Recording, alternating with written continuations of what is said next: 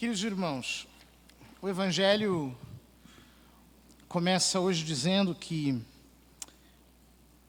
Jesus foi para Galiléia e ele mesmo tinha dito que nenhum profeta é honrado na sua própria terra. Ou seja, ele lidava muito bem com o fato de ser desprezado. E justamente ele conseguia lidar bem com o fato de ser desprezado, porque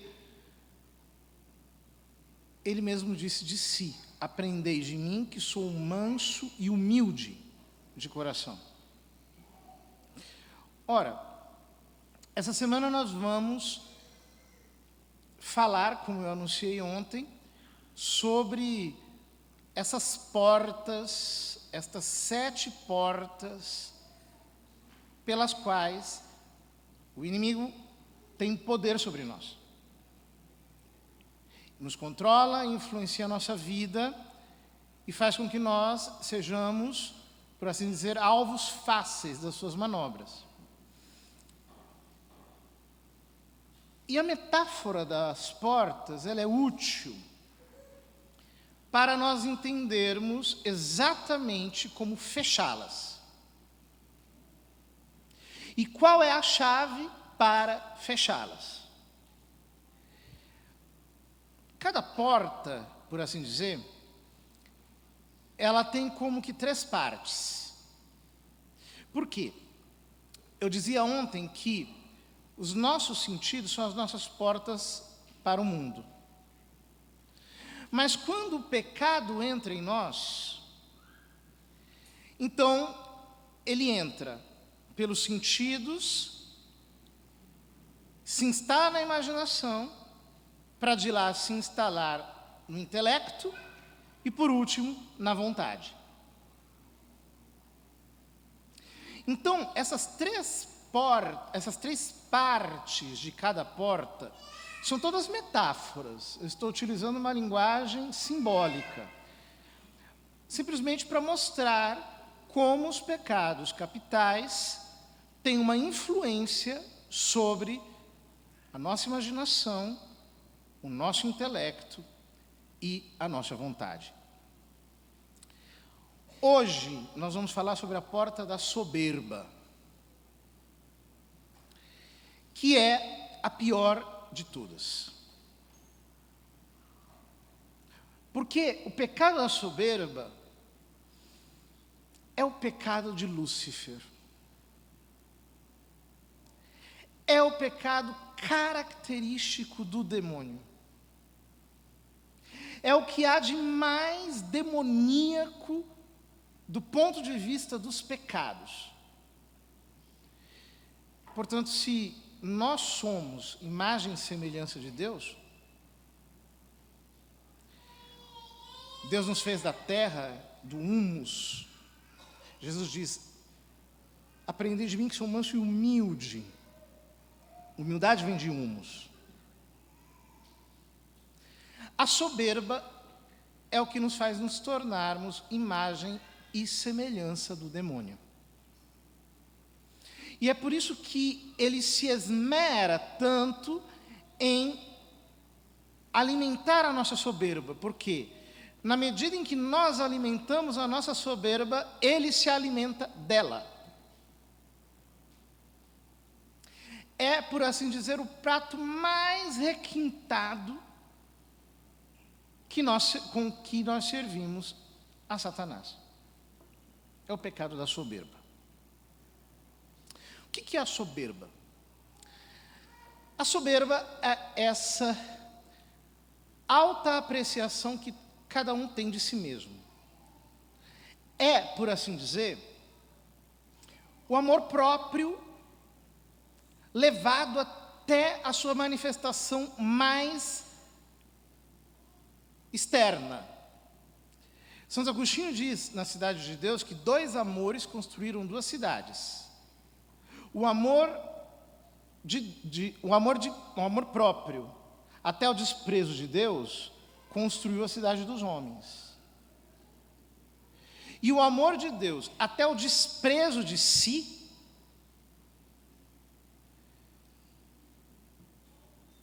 construiu a cidade de Deus.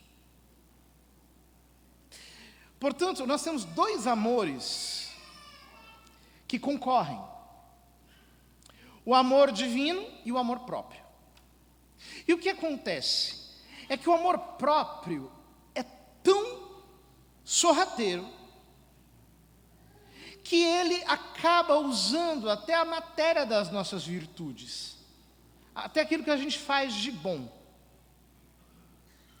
Algumas almas espirituais descrevem as almas soberbas como inchadas, como se fossem pessoas inchadas, como se elas estivessem cheias de inchaço. E o peso da sua alma é tão forte que parece metálica, porque o eu está muito reforçado. Essa palavrinha de duas letras, chamada eu, ela está ali como um metal. E por isso eles dizem que as almas soberbas, elas ficam deformadas, elas têm uma deformidade espiritual, esse inchaço as deforma, e porque esse inchaço as deforma, elas se tornam tão horripilantes espiritualmente, que elas afastam de si todas as graças. Elas repelem a graça divina. A soberba, segundo essas almas espirituais, vários santos tiveram visões similares, a soberba fede a enxofre. É o próprio cheiro do inferno. Mas não é um cheiro qualquer, é um cheiro que entra pelo nariz como agulha, que violenta o espírito, que violenta a alma. São todas metáforas. Mas metáforas que nos ajudam a entender o peso da soberba em alguém.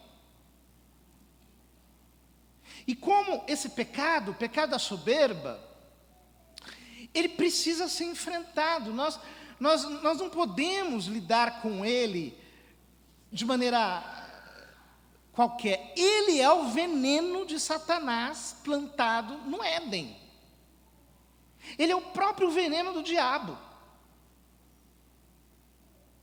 Foi o demônio que plantou no coração do homem o amor próprio. Então, a soberba é veneno. Então, veja bem, se eu dou para você 20 litros d'água num galão, e digo assim, olha, essa água está ótima, ela é uma água de fonte, perfeita, muito boa, só que assim, eu coloquei uma gota de um veneno mortal dentro dela. Você beberia essa água? Não. Por isso que uma alma soberba, ela pode ser maravilhosa, ela pode ter muitos dons, ela pode ter muitos talentos, mas ela está envenenada, não entrará no reino dos céus.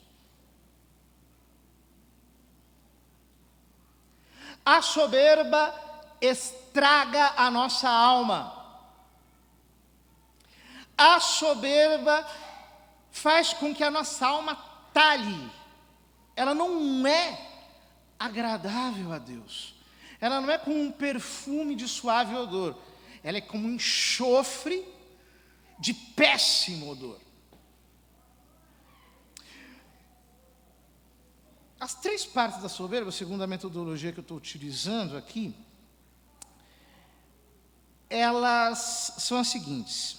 Eu vou falar primeiro do intelecto, a soberba intelectual, que é a incapacidade de aprender dos outros.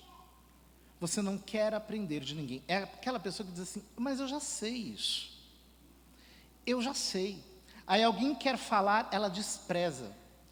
Ela não acolhe o que os outros falam. Quanto mais um homem é sábio de verdade, tanto mais ele é capaz de aprender com todo mundo, até com uma criança. Ele aprende lendo qualquer coisa, ou vendo qualquer coisa, porque a sabedoria é ciente da própria ignorância. Ela mapeia aquilo que ela não sabe. Portanto, quando ela está diante de alguém que sabe, ou que, mesmo que saiba menos do que ela, a sabedoria tenta puxar o que há de verdade naquilo que a pessoa está dizendo, como uma abelha puxa o néctar da flor. Agora, quem é soberbo intelectualmente, despreza os outros.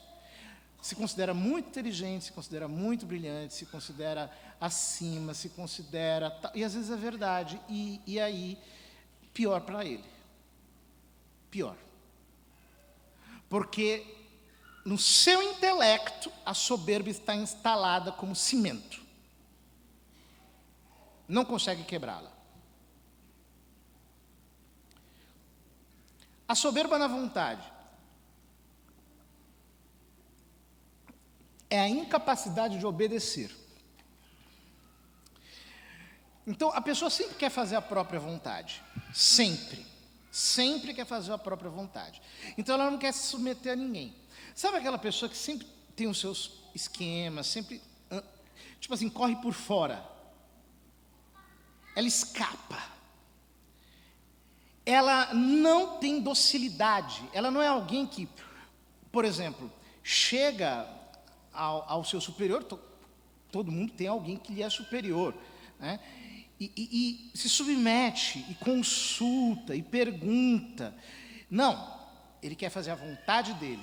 E aí, sobretudo, se essa pessoa se presume alguém muito espiritual, ela diz, não, foi Deus que me falou.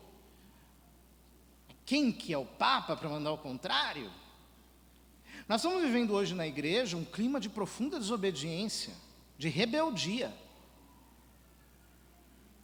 Todo mundo se acha no direito de criticar, todo mundo se acha no direito de julgar, todo mundo se acha no direito de apontar o erro, todo mundo se acha no direito de denunciar, enquanto não se denuncia. Porque, assim, todo mundo que é assim, né, fala de si mesmo com aquela linguagem autobeatificante. Nossa, eu sou um grande santo, eu sou, nossa, quem era São Tomás perto de mim? Poxa vida, agora eu vou corrigir a igreja inteira.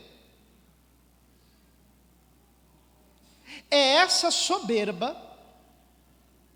na vontade que nos impede de ter a docilidade de bons filhos. Então, a gente esconde, é um negócio horrível, porque você quer fazer a sua própria vontade. Esse é a soberba na vontade.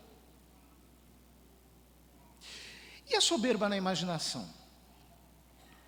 A soberba na imaginação é aquela pessoa que se imagina melhor do que os outros. E que sempre quer dar uma imagem linda de si mesmo. E hoje nós estamos na cultura da imagem. Então as pessoas, elas querem parecer muito melhores do que elas são. Todo mundo quer postar, né, os seus atos de devoção, os seus atos de piedade. Todo mundo é tão bonzinho. Nossa, como eu sou maravilhoso, como eu sou santo, como eu sou bom, como eu sou ok. A pessoa quer se exibir. Esse exibicionismo é próprio da vaidade. É o que é mais característico da vaidade. E a nossa geração é extremamente vaidosa. Extremamente vaidosa.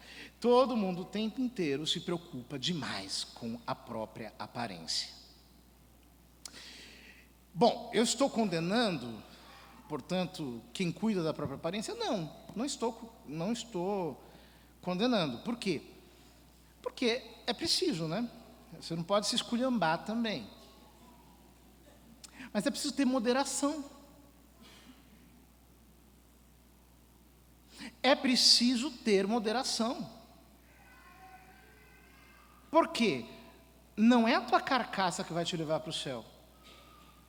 Esse corpinho aí que você cuida tanto vai ser comido pelos vermes. E hoje em dia, sim, parece que virou pecado envelhecer.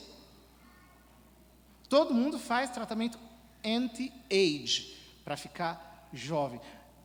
Assim, tem umas coisas que são muito ridículas. Você vê uma pessoa já mais velha se comportando como se ela fosse mais nova. Não é.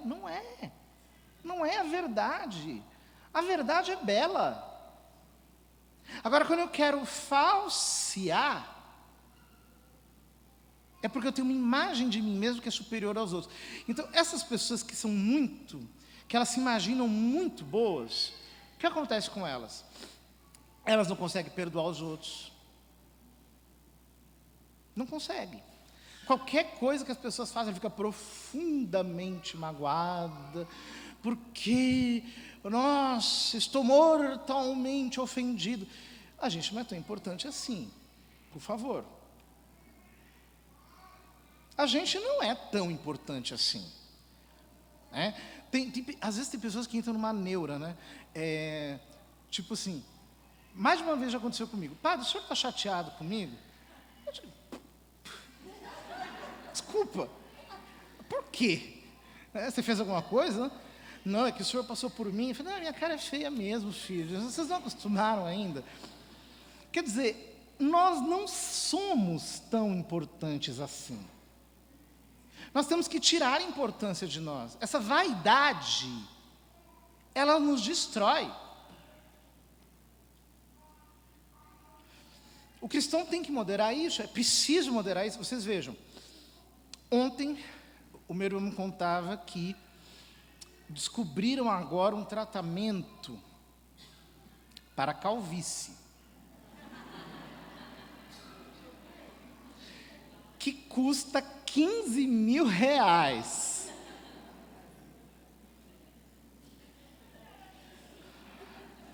Ai, meu Deus do céu.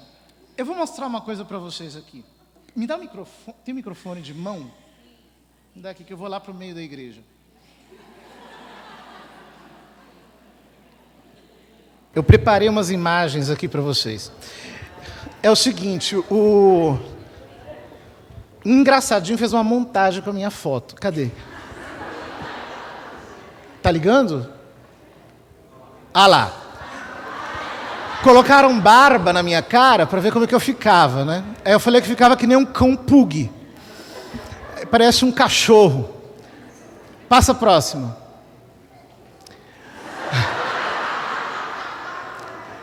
Parece esse cachorro, Affenpinscher.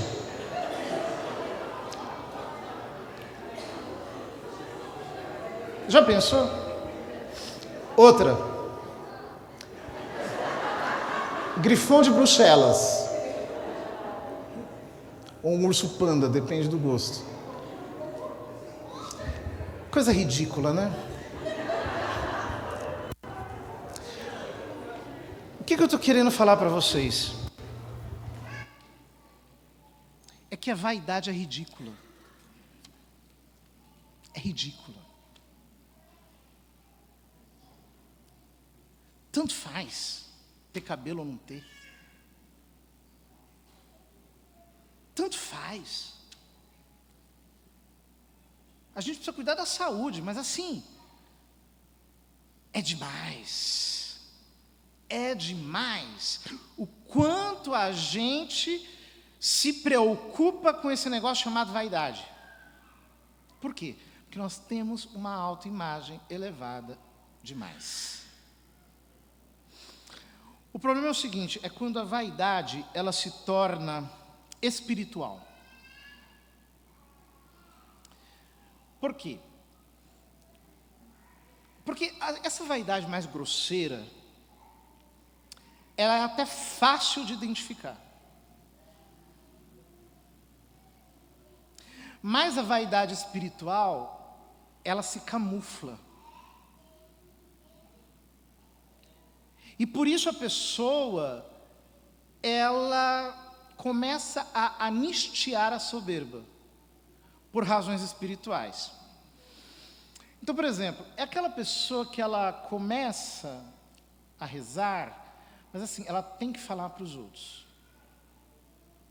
Ai, não, porque aconteceu isso, não, porque eu não sei o que lá, e começa, às vezes até começa a estudar assuntos espirituais, aí começa a falar, como se fosse um grande santo, vai falando não sei o que, de 7 moradas de Santa Teresa, das noites escuras de São João da Cruz, e usa uma linguagem assim, cheia de barroquismos, cheia de lirismo. Parece um cantor de ópera falando da espiritualidade. Só para se exibir. Porque gosta de se aparecer. São João da Cruz dizia que a diferença entre uma visão divina e uma visão diabólica é que quando a pessoa recebe uma revelação divina, ela tem vergonha e ela quer se esconder. Enquanto quando a pessoa tem uma revelação diabólica, ela quer falar e quer mostrar para os outros.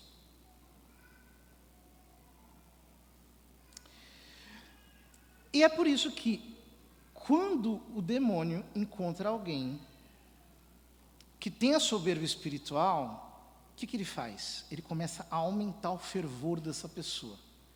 Ela vai ficando fervorosa, vai ficando acendida, vai ficando cheia de tal e cheia da... Por quê? Na medida em que ele aumenta esse fervor, cresce a soberba. Crescendo a soberba, ele tem o que comer. Ele tem o prato de luxo dele. Nem todo fervor é de Deus, hein? Tem fervor que é da carne e tem fervor que é diabólico. Como é que eu sei que o fervor é de Deus? Quando eu me humilho. Quando esse fervor me humilha. Quando mostra para mim mesmo quem eu sou. Então, a pessoa que ela tem soberba espiritual, ela anda, ela se comporta como se ela tivesse patentes. Assim. Eu sou o general de Jesus Cristo, eu sou o espiritual. Então ela se comporta daquele jeito afetado, todo espiritual, todo devocional, todo não sei o quê, porque ele quer aparecer. Ele quer aparecer. Então ele tem uma autoridade, ele tem uma solenidade no modo de ser, ou senão ele se comporta assim de um modo como se fosse uma pessoa diferente, como se ele tivesse uma pedra no meio da testa. Por quê? Porque a vaidade dele se alimenta das coisas espirituais. Uma pessoa vaidosa espiritualmente sempre está julgando os outros. Sempre. Porque não sei quem é errado. Inclusive, quando eu estou falando aqui, você está pensando em outra pessoa. Soberba, está flagrada aí. Está flagrada. Porque sempre pensa nos outros. Que os outros não sei quem, nossa, que você viu, nossa, que não sei o que fulano fez. Sempre com aquele olhar de superioridade sobre os outros. Eu estou certo e os outros estão errados. Soberba. É como os fariseus, né? Estão sempre procurando o cisco no olho dos outros, enquanto não vê a trave no próprio olho.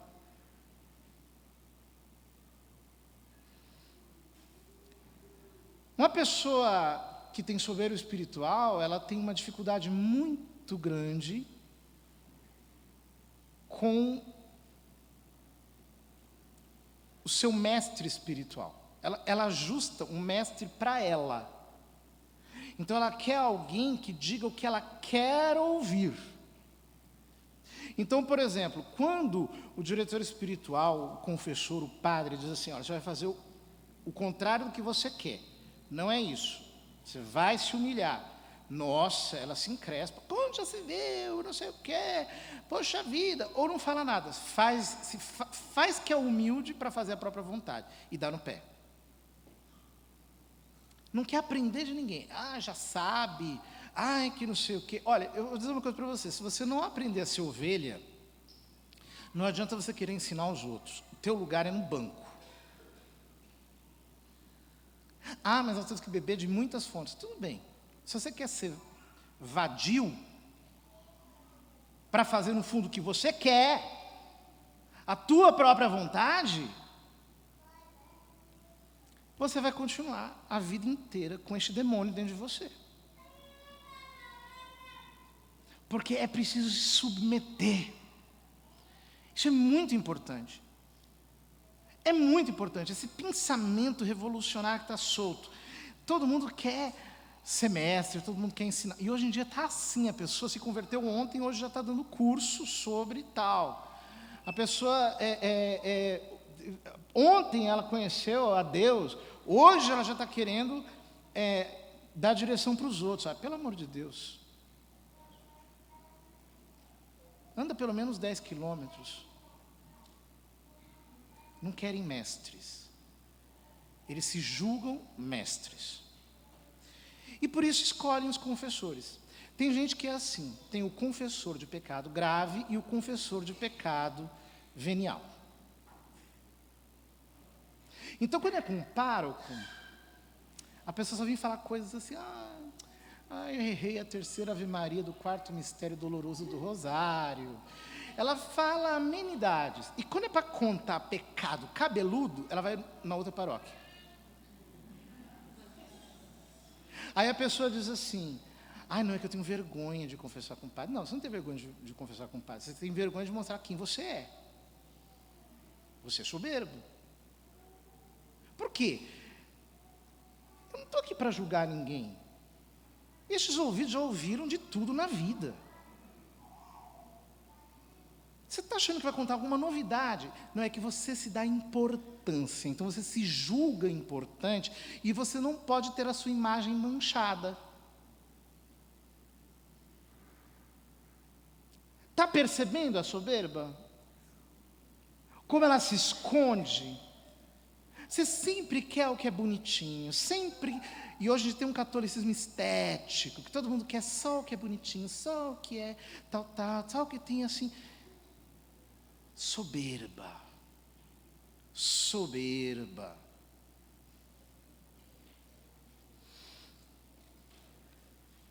E aí a pessoa, ela entra numa espécie de loucura moral. Então, por exemplo, ou ela não dá importância para os pecados, então, às vezes, é pecado de ruindade, mas ela se justifica. Tipo assim, vira a cara para os outros, não cumprimenta, não saúda, que é uma coisa grave para um cristão, é uma coisa muito séria. Eu não posso agir assim, isso é pecado.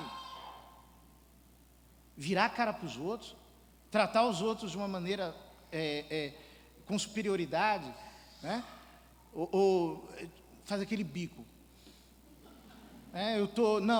Eu sou intangível, ninguém pode me tocar. Por favor. Então a pessoa passa por cima os pecados, e às vezes a gente pensa que esses pecados são menores, e não são. Em que sentido? Por exemplo, todo mundo acha que os grandes pecados são tipo assim, adultério, assassinato, mas tem muitas pessoas que cometem tais pecados e elas se quebram na presença de Deus.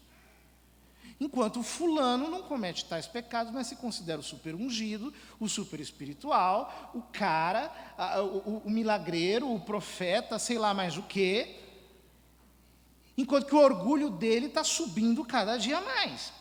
Só que, se por um lado ele despreza alguns pecados, por outro, quando ele comete um pecado grave, ele se sente, ele faz aquele drama. Ele faz aquele drama, como se aquilo fosse um absurdo. E assim, a pessoa não se conforma. Como é que eu fui fazer isso? Meu filho, você é essa porcaria aí. Pecador produz o quê? Pecado.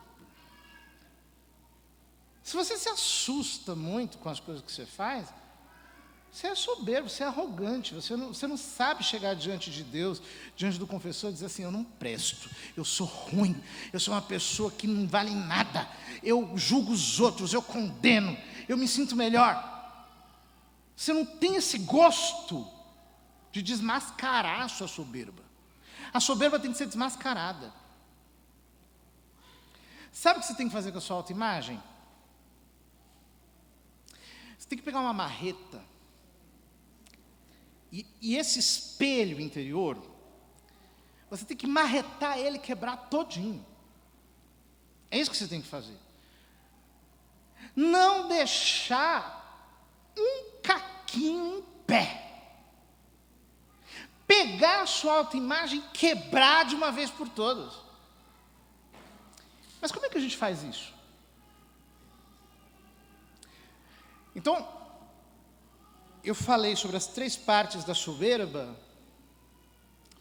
e falei sobre a soberba espiritual, que engloba todas. E agora eu vou falar da chave que fecha essa porta. Qual é a chave que tranca a porta da soberba? É a humildade. Porém, nós temos que entender uma coisa. Quando nós estamos falando de virtudes,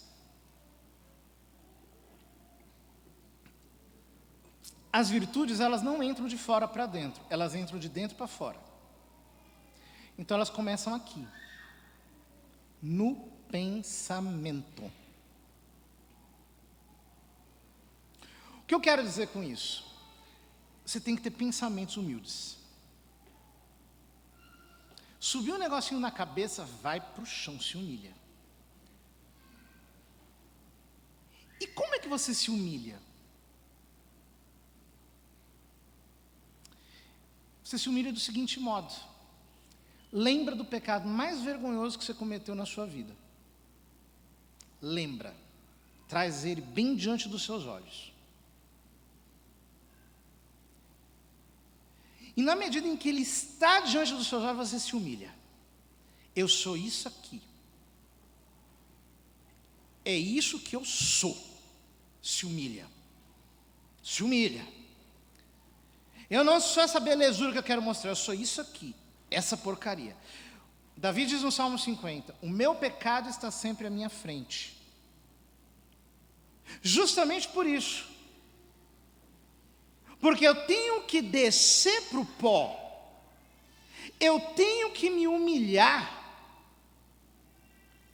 Quando Jesus diz na Escritura que quem se eleva será humilhado e quem se humilha será elevado, ele está dando um princípio de espiritualidade. Ele está dizendo o seguinte: se você não se humilhar, você não vai subir na vida espiritual. Se você não se humilhar, é mentira. A tua vida espiritual é uma mentira. Se você não se humilhar, o veneno está dentro de você. Se você não se humilhar, você está endemoniado. O espírito de soberba está dentro do seu coração. E você está apegado ao seu eu como se fosse a coisa mais importante. Como se fosse a coisa mais preciosa. Nós temos que pedir ao Senhor, dai-nos espírito de humildade. Nós temos que pedir ao Senhor perdão pela nossa arrogância. E assim, sabe qual é a maior prova de que Deus ama alguém?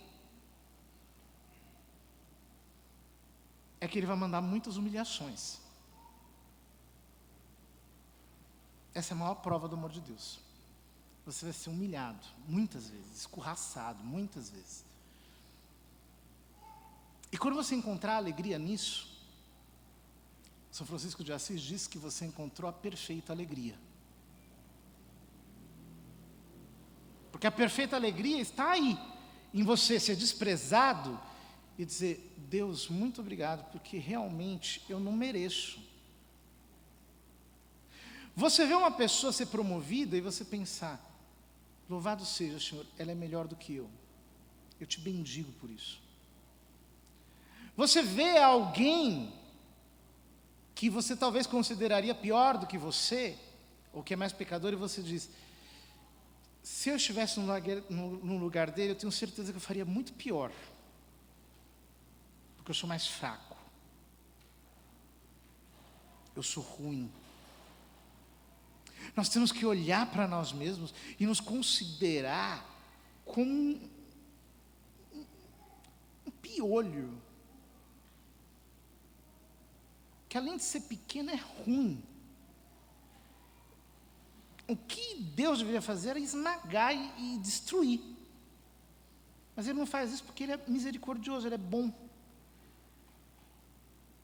Agora, o piolho querer se considerar a coisa mais linda do mundo, não tem sentido.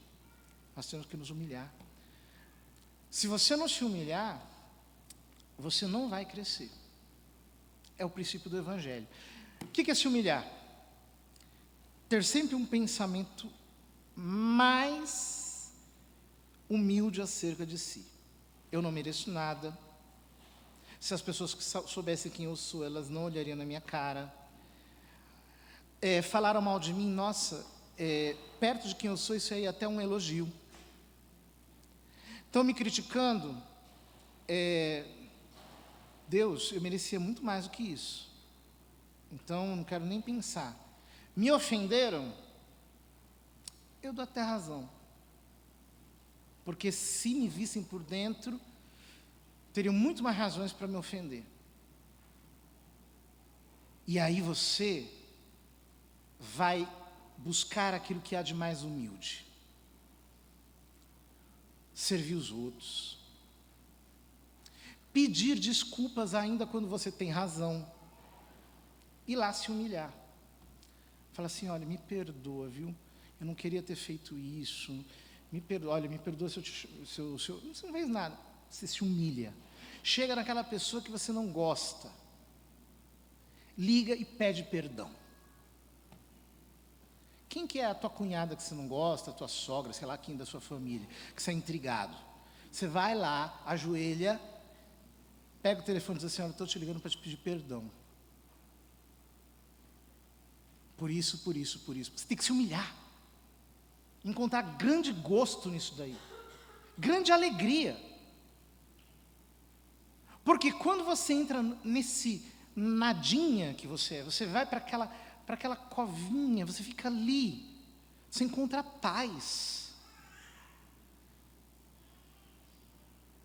Ninguém vai ter o poder de te ofender, ninguém vai ter o poder de te magoar, ninguém vai ter o poder de te deixar triste. Por quê? Porque você sabe quem você é. Você diante de Deus é só uma poeirinha. Então você está lá. Como é bom a gente se humilhar, é gostoso. Espiritualmente é bom. É bom. Tudo bem que você gosta de cuidar da sua aparência, mas de vez em quando, sai um pouco esculhambado também. Sai um pouquinho, não custa nada. Para você se humilhar um pouco. Vai lá na Praça da Sé, conversa com os mendigos. Bate papo com eles. São gente que nem a gente. Se humilha. Vai lá naquela pessoa que você julga que é um grande pecador, toma um café com ela. Fala assim, eu quero aprender de você isso. Como é que você faz assim? Se humilha, você tem que se humilhar. Se humilhar é bom, faz bem para a nossa alma. Quando a gente se humilha, a gente volta para aquela condição pobre e vazia, adequada para que Deus nos encha. Por quê? Deus não pode encher quem já está cheio de si. Então, se você não se esvaziar, Ele não vai te encher. Todos os místicos, todos, são unânimes em dizer: o primeiro requisito para subir é descer. O caminho que leva para cima é para baixo. É o paradoxo do Evangelho. Você quer envergonhar o diabo mesmo? Começa a lembrar os teus pecados. Olha, gente, a contrição é uma coisa tão maravilhosa, porque o que acontece? O diabo nos levou a pecar. Mas quando a gente se humilha, a gente tira a arma da mão dele. Então os nossos pecados, quando eles servem para nos humilhar, eles se tornam a pedra com a qual a gente apedreja Satanás. Você não apedreja o diabo marchando ou dando coice, ou toreando o diabo, agora eu vou vir. Você não está fazendo nada com ele. Você exorciza o diabo de verdade quando você se humilha. Esse é o maior exorcismo. Porque ele não suporta uma pessoa humilde. Ele não aguenta, é repulsivo. A Santa Miriam de Jesus Crucificada é uma santa que ela era muito humilde. Ela se chamava a si mesma de Le Petit Rien. E ela, o pequeno nada, Le Petit Rien, o pequeno nada. E o diabo não acreditava que existia alguém tão humilde assim. Não acreditava. Então ele pediu para Deus para possuí-la, para procurar dentro dela a sombra da soberba, para ver se tinha. E Deus permitiu. Era uma carmelita, ficou possessa, uma possessão expiatória, chama-se. E quando ele entrou,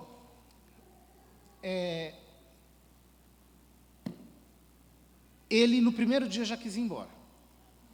Ele falou, eu não aguento. Ele gritava, né? E as irmãs do lado escrevendo os relatos. Eu não aguento, eu não suporto. E o diabo fala, eu prefiro o inferno do que isso aqui. Ele é humilde mesmo. Deus disse, você vai ficar aí de castigo 30 dias. Ela castigou o demônio com a humildade dela. Então não tem libertação para quem é soberbo. Não tem. Para quem é soberbo, não tem. Você vai permanecer a vida inteira endemoniado. Porque é o terreno que o diabo tem dentro de você.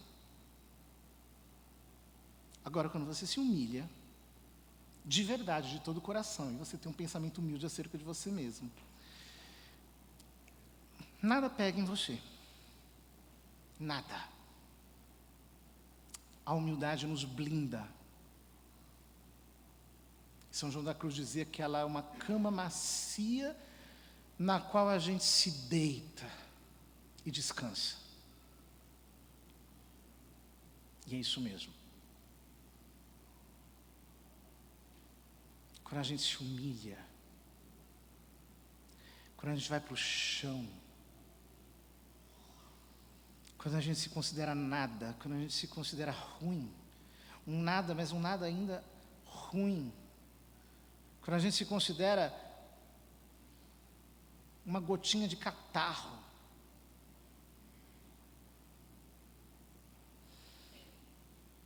é aí que a gente consegue a paz mais profunda da nossa alma.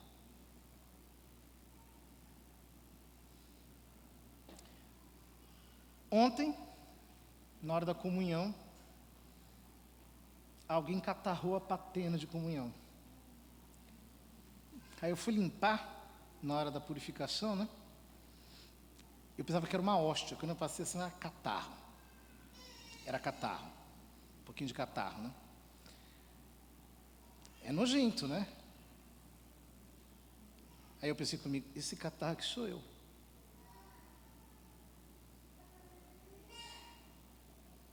Eu sou sobrenaturalmente nojento. Por causa dos meus pecados e dos meus defeitos. Eu sou nojento. Eu não sou uma pessoa digna de absolutamente consideração alguma. A gente tem que considerar exatamente assim. Pede perdão a Deus, porque você se considera muito importante. Pede para Deus te dar a graça da humildade, a graça de obedecer, se submeter. Pede para Deus te dar, do coração manso e humilde dele, a graça de ser assim. Exatamente como uma poeirinha que se sabe nada na presença dele.